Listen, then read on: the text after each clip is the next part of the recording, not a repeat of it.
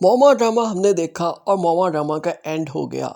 लेकिन इस ड्रामा ने एक नई बहस का आगाज़ कर दिया। बहुत सारे लोग तो ये कहते हैं इस ड्रामा की जहां आरा बेकसूर है और उसको इबरत का निशान नहीं बनाना चाहिए।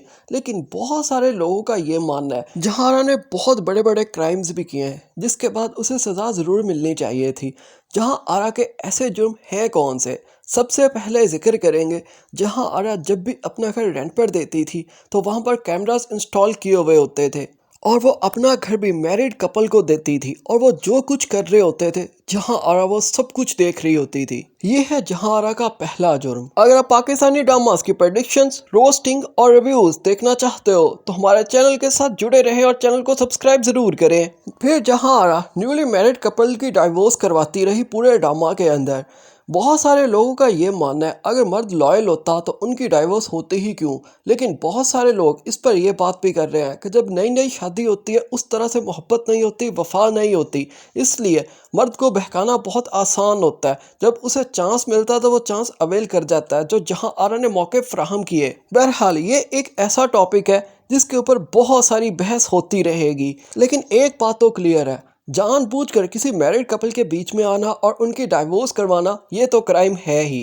फिर इस ड्रामा की जहां आरा इंसानियत से गिरी हुई हरकत भी करती रही।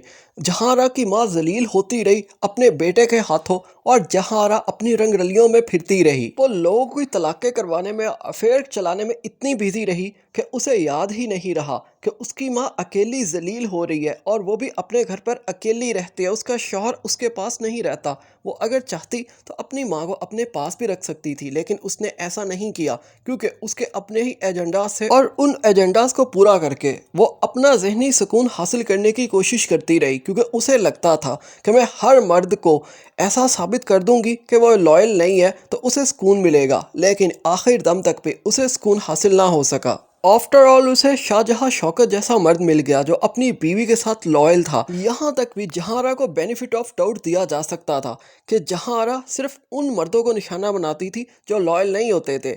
लेकिन जब शाहजहां शौकत अपनी बीवी के साथ लॉयल रहा तो जहां आरा ने पूरी कोशिश की, पागलपन की हद तक उसके अंदर इन्वॉल्व हो गई।